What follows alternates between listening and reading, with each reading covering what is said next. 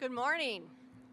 I'd like to welcome all of you here this morning to our beautiful piece of property that we're on. There are a few open chairs up here. If some of you want to find a place to sit, you're sure welcome to do that. Those that are standing, we won't keep you too long out there. My name is Kim Nelson. I'm the Executive Director of the NDSCS Alumni Foundation. I'd like to acknowledge the land that we occupy. This is a sacred ancestral lands for the First Nations cultures of North Dakota. And without this, we would not have access to our gathering, the dialogue, and the learning spaces that we're about to adventure on in this area. So we want to thank our natives for that. I would like to introduce right now the president of the North Dakota State College of Science, Dr. John Richmond.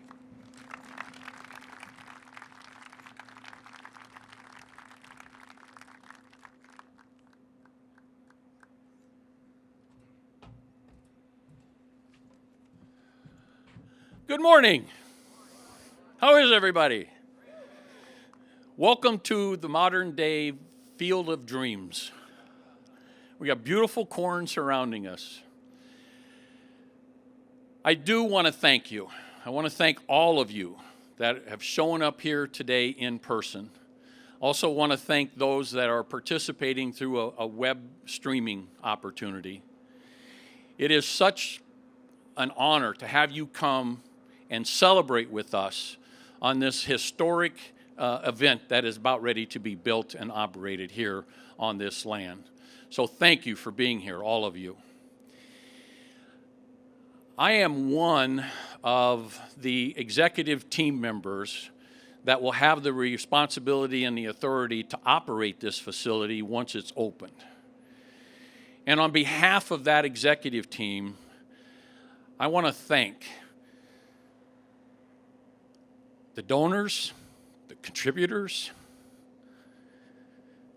all of you have allowed us to take a concept that was first discussed at a luncheon with 4 people that have now going to be able to offer educational and training opportunities for thousands, for many, many generations. But thanks to our donors and our contributors, you've taken that concept, and today we're going to make that a reality going forward. So thank you for that as well. I also want to thank Kim and our Alumni Foundation board members. Several of them are here with us today. Kim is the conductor of our orchestra. This project is flowing through our foundation for multiple reasons. And without that, I don't know that we would be here today. So I do want to recognize our Alumni Foundation, the board of directors, and for Kim's leadership and being the conductor of our orchestra going forward. We have a number of legislators, state legislators with us today. Thank you. As we sit here today and soon to break ground, we're still in the fundraising efforts. And thanks to this legislative session and their wisdom and the administrative government wisdom, we have an opportunity to expand a facility that isn't even started to be built yet. And over the next several months, we'll go through that process to hopefully be able to add. And it's not about making the building bigger. It's about making space for learners to have greater and more opportunities. That's what it's about. So today we celebrate. Tomorrow we go back to work. So let's talk about the who, the why, the when, the how, the what, all right? So Stephen Covey, start with the end in mind. Where? Well, we're here today, right? What will be 64th Avenue South in Fargo. So that part has been answered. So to address the who, the why, the how, the what, we've put together a video. It's a video that expands the history and the path that got us here today. It's 25 years that this project is leading back to. So 25 minutes, 25 years, excuse me, we're going to show a video, The Journey, a video entitled Innovation of Success. And in 15 minutes or less, you're going to learn a lot of information. So sit back and enjoy Innovation of Success. Please roll the video.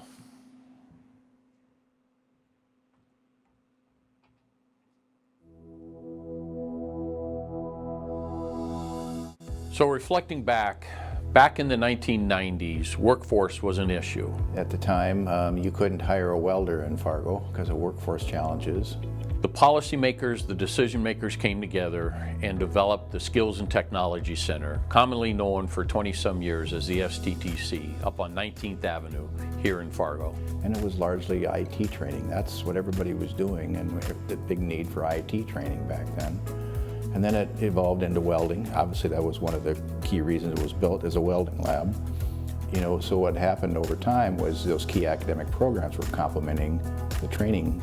You know, 30,000 individuals have had an educational or training experience in that facility in 20 years. Now, as I look back, you know, had those decisions of taking some risks never occurred, it wouldn't be here today. We wouldn't be having this conversation. Today, the workforce is still an issue for us. Today, we need to do things differently. Different models, different buildings, different programs. So we went to this public school system, we went to the North Dakota legislature, we went to the State Board of Higher Education. We did some research, we did some things of what are other communities doing? We didn't try to recreate the wheel, we tried to find a wheel that worked in other communities. And what we started to see were things called academies or career centers, spaces that were created that weren't necessarily in the high schools, they were outside of the high schools. There was a different way of teaching. You know, the Career Workforce Academy has been designed as a vision to think about how we engage students in career exploration and think about it in a more intentional manner. This has been quite frankly, a missing component for years. There's been these types of facilities operating across the country for quite some time. So I think filling this gap is going to be really important. With our New American program, with the customized training in our Train ND division, this concept, this center will be a learning space for all learners of all different ages, of all different types, to help create a much larger and a better skilled workforce, not just for this region, but for the entire state of North Dakota.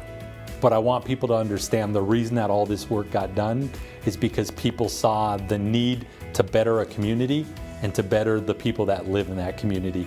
So ultimately, no matter how it gets done, it got done with a purpose that is second to none. It really stems from understanding the workforce needs. Understanding that as good as we were doing, and I say we, it's not just NDSCS, it's all of the components that feed into that workforce. As good as we were doing, we still had a shortage, we still had a need. One thing that we say often in Fargo Public Schools is that no two learners are the same, and if we truly believe in equity, that means we believe in making sure that we're providing every student with an opportunity to be successful. And so for us, our mission is to provide as many different opportunities for learning as we can for students to make sure that they have that path to success. One of the things that we're really focusing on now was, first of all, creating that learning space that has a high school experience, but then can serve adult learners. And then we also have retraining because of the things that have happened with our economy and then our growing community. So those are very important reasons. And then another thing is efficiency sometimes when it comes to programming, learning spaces, instructional experiences. So we need to kind of think about how do we approach that systemically versus individually in our community. I see that we're going to have learners that leave our buildings after they graduate that will leave with certifications and go directly into the workforce. So you're going to meet a need that's there. And for those that can go into the workforce, they may still want to go post-secondary, but now they're going to be able to work with these businesses and partnerships to get their schooling paid for. That's a win-win for business, that's a win-win for our learners. Having been in business for 44 years myself in this community, I understand what the needs were, whether it was welders, whether it was people running a crane truck, or fabricators and installers. Everybody was experiencing the same thing. And so why wouldn't we advocate that if we have it within our means to address the situation, we should do that? Because of the significant workforce challenges we have with just finding skilled people here in our market and those we want to recruit in, it's just paramount that we have this type of facility to support the kind of the holistic workforce needs of our region. If we are not proactive and we are reactive, we will fall short of workforce development and our community support, and we will lose sight of some great innovative opportunities in North Dakota for the state's economy, not just Cass County. None of us individually have the capacity to do everything that's needed, but collectively we have the power to do exactly what is needed. We see that there's opportunities in some buildings and other high schools there are not. But we have students in all of the buildings that want to find their passion and have choice for training. So thinking about our total system and then filling the gap, it's not only about students' passion and interest in training, it's also about equity.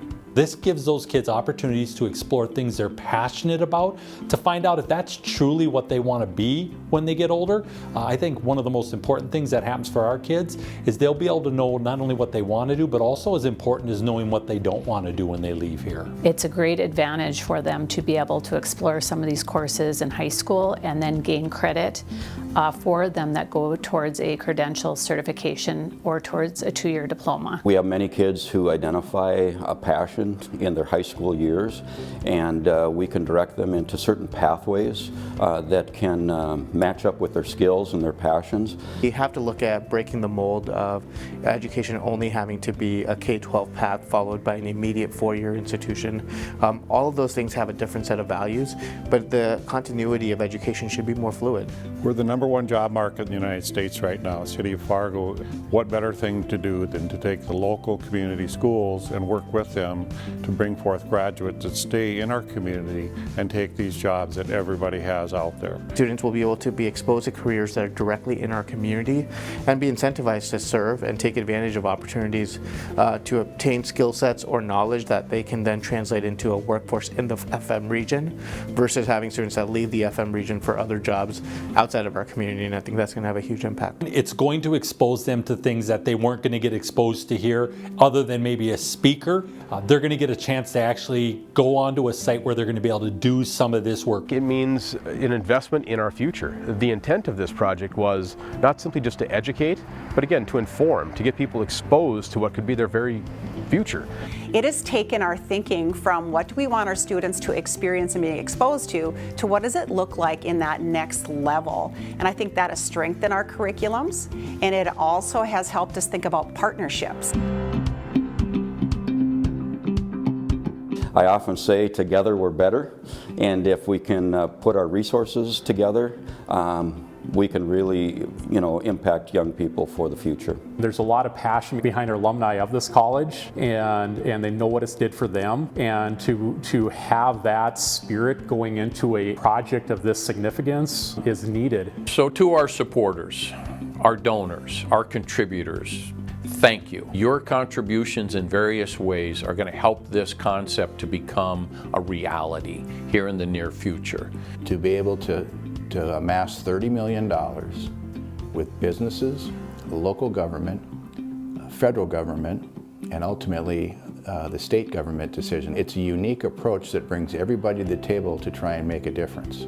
Kind of one of those generational things that we have an opportunity to be a part of, and the building's going to be there for a long time, and it's going to do a lot of good for a lot of people in the future. This investment is something that will be well beyond the lifetime of any of us who have been involved in this project. This is a generational change that is going to occur because of what you've done and the commitment you've made. As we've gone through the design process for the Career Innovation Center, we really had some words that kept coming to the surface, so a word cloud, if you will. Flexibility, open space, natural lighting. very much of a feel of what it is to work in these various types of industries that will be provided here in the center. So we wanted it to look and feel like a shop and a lab in a dealership or in a company. We wanted the spaces to be flexible because we know the careers are going to change over time, and we did not want to define ourselves or restrict ourselves to a brick and mortar space. So we've really tried to think futuristic about having the flexibility, but creating a space that's inviting to all populations. What we're going to see here when the groundbreaking is that kind of environment that it draws your attention. It won't look like just another high school, which is important to kids. It'll be a neutral site where kids from various schools can come and be part of a quasi-academic environment with a two-year college. And it'll be a place that they'll want to go to rather than being told to go, whether it's a counselor or a parent. And so I think the environment and the design that the architects have really captured, you'll see that. The entire site and the grounds are part of that learning experience, and that starts as you come in the door. We really felt if we could break this building up into wings rather than big monolithic block, we could accomplish a couple things. We could create some courtyards, which would give the project the sense of a campus and some campus quads. The goal is that students are walking through the building, having the opportunity to see all the program clusters that are available to them and make that connection that it's not something happening on the other side of the wall, but you can really see and hopefully spark your interest and want to participate as well. The most innovative aspect of the project, not just the building, but the entire site, is the fact that every square inch of this site and every square inch of the building is a learning opportunity.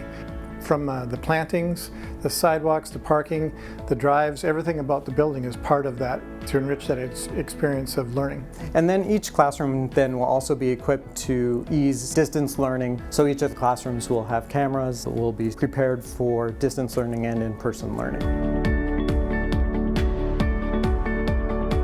What's really important about this project is the fact that it is not just bricks and sticks and this building, right? It's going to be really a building that can evolve and change with the times. You know, I imagine at one point when NDSCS started, there was probably a wagon wheel shop or a program, right? And we don't build wagon wheels anymore, and the things that we're training today may not be applicable, you know, 5 generations from now. So it's going to be really important that that building can evolve and grow and change with the times and be relevant. I think that's going to be the most important thing. So each of the wings of the building is intended to allow for expansion. So hopefully more and more students enter each of the career fields and the building will grow with that. When we looked at the term academies, academies were really centered around high school programming. When you look at other names and titles, we really looked at trying to find a term that any population, an incumbent workforce, an adult learner, a new American, a college student, a high school student, wouldn't get tied up into the name and say, hey, I don't want to go to there because the name reflected something it wasn't. It's a center of a concept about educating and training a workforce. The Career Center, we wrestled with career workforce. Which one was the better word? Workforce Innovation Center, Career Innovation Center. We really thought the term career was more inclusive of what we were doing in the facility, ranging from the various types of educational programming that will occur. And we're very happy, very excited about the name that we came up with, because we really see it being a very inclusive, very welcoming center for all to get a better education, to enhance their skills and knowledge, to allow us to create a greater workforce. Innovative. Reimagine. Future. Learning. Knowledge. Fantastic. Timeless. Opportunity.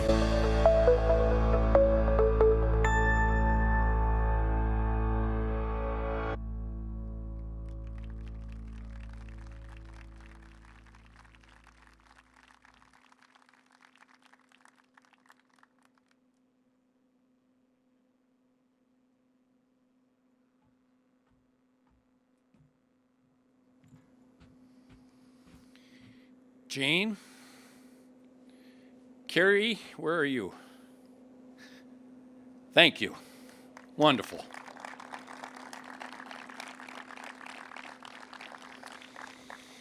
It's our privilege to have our very own U.S. Senator John Hoeven provide remarks today. Unfortunately, his schedule was changed, but he was kind enough to produce a video that we will show here today.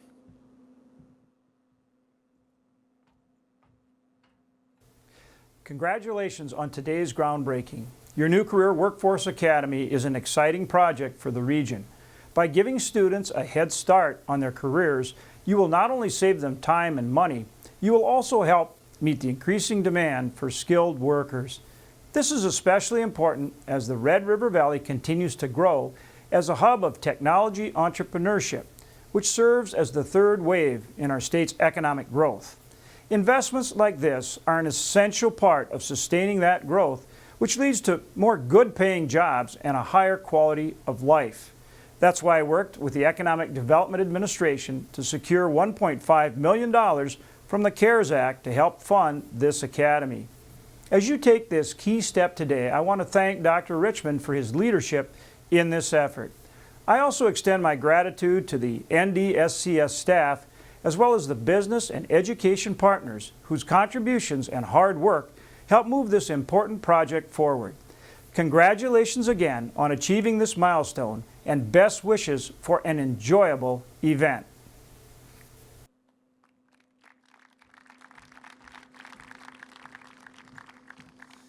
It's also my privilege to invite to the stage our very own Lieutenant Governor, Brent Sanford. Brent has traveled here to be with us today to provide remarks from the governor's office. Brent, thank you so much for taking your time to be here today.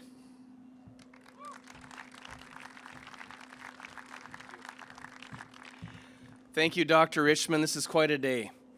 And I think about, I probably have a longer history in this than people realize, but I lived in North Fargo 25 years ago when Kyle Davison was the first employee at the Skills and Training Center. It was something where the Fargo Dome had come out of the ground, and all of a sudden the building was remodeled and have a Skills and Training Center. And my daughter was born here. Sandy and I worked at Merritt Care and Ide Bailey. My daughter, who's at NDSU now, was born here 20 years ago. And at that time, it was very apparent. Fargo was just a jobs factory. It's just, this economy, Fargo, West Fargo, Moorhead, Cass County, cranks out jobs. And I can tell you, then I move into a private sector employer position in the oil boom out west, where it's very impossible to hire enough people. We had a significant reduction in business at my retail business as a car dealership out there when you're dealing with oil field employment that can outbid you on wages. And now moved to the current job, and I have the pleasure of living in Bismarck, and my son attends Simley Middle School, and one of his favorite parts of their year is going to the Career Academy in Bismarck. So it makes one think, why couldn't this happen in other parts of the state? Why is it only in Bismarck? That was a time and a place where programs worked, funding mechanisms were different, streams of funds were different. But this project has had its ups and downs. And I'd like to know who the four people were. It was you, John, it was Kyle, was Tony one? Dr. Flowers. Dr. Schatz. Four people sitting around discussing this in 2014 with this vision and the ups and downs it took to get to this point. It's phenomenal. But one of the good things I would say that happened where the $70 million is available now for up to $10 million per project, that Dr. Richmond assures me you're well into that process of helping CTE with their decision moving forward on how this might qualify. But we would certainly hope it would. This is a flagship of what was thought of in that bill. As the OMB bill moved forward through the session, we have Senator Davison's here. Is Senator Sorvag here by any chance? When we have appropriators from the Senate that are involved in these last-minute conversations, and Senator Sorvag's been there long enough that they want to make sure some good projects that he wants to happen are going to happen as well, but he's got to be quiet about it because the rest of the state's watching. I tease him about that, but he's good at it. But Kyle's an insider on this conversation, didn't let the topic die. And as most of you know, the Governor Burgum and I have been preaching about this for the 5 years we've been in office. Actually pushed forward in 2018 a suggestion of how to put career academies statewide, and it didn't get much results in the 2019 session. But this session, some projects out west were taking form in Dickinson and Watford City and Minot, and that helped percolate this conversation. And so what we have today with $70 million, up to $10 million per community, could be the most transformative thing coming out of our legislative session. It's an amazing thing to think of how we could finally bridge the gap between these job factories we have around the state, but we have a low population. and everyone's always struggling to find those qualified employees. And what I tell employers, when the employers come to me and the governor and say, let's bring more families to this state, I tell them, you as employers need to engage back into where the kids are that live here now, because I can tell you, I've got a 10-year-old, a 13-year-old, a 20-year-old, and I was there myself. You don't know the opportunities available for yourself, even in your own communities. When kids graduate from Waterford City and don't know what the oil field pays, there's a problem with somebody not communicating to those kids. And so I'm assuming it's a little bit the same here. We're all worried about our own job. We're educating them to graduate them at the 12th grade level. We're trying to educate them as they're paying us to come to higher ed and get a degree that they can utilize when they're done. But if we can engage in the middle from junior high through high school at facilities like this, I really believe this will be the most transformative thing we've done all session. So I want to thank you all for the work you've done.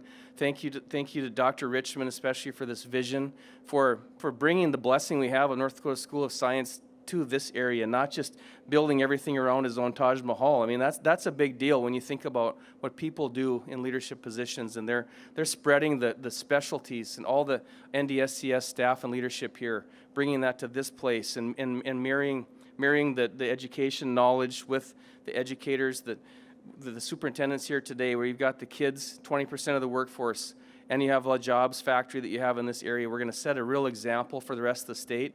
And the $70 million from this time doesn't have to be the end. We're going to see some successes from that, with this being the flagship of it, and then hope to do more as we move on. So thank you for all your help, all your support. Congratulations to all of you. This is going to be a great day. I look forward to coming back. And what are you saying, like 15 months, we're going to open the doors and cut the ribbon and go in. So I appreciate you inviting me here to celebrate with you, and the governor would love to be here. This is a big thing on his agenda as well, and as well as other innovative education bills to help with flexibility as those kids graduate, so they can take more classes from places like this, since we had some good legislation passed. So again, thank you all. I won't take up any more of your time. I think we have some shovels with their names on them. So thank you again, Dr. Richmond.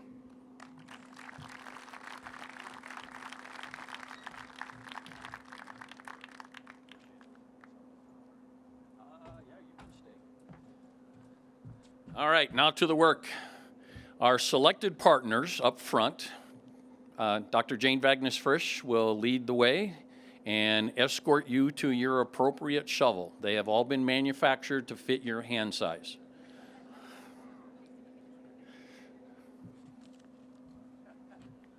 As you're coming up, pay attention to my instructions. We'll get 1, 2, 3 to pick up the dirt in your shovel, and then I'll do another 1, 2, 3 to toss your shovel full of dirt into the air.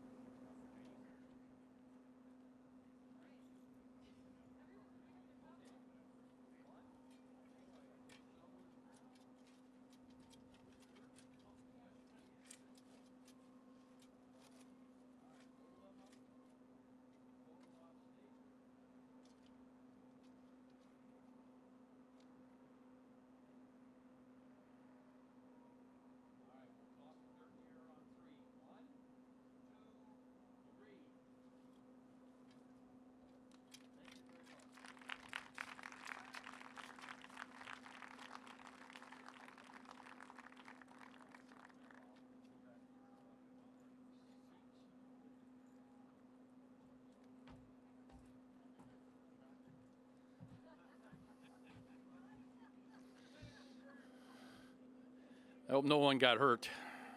Strain any muscles, Jason? Nope.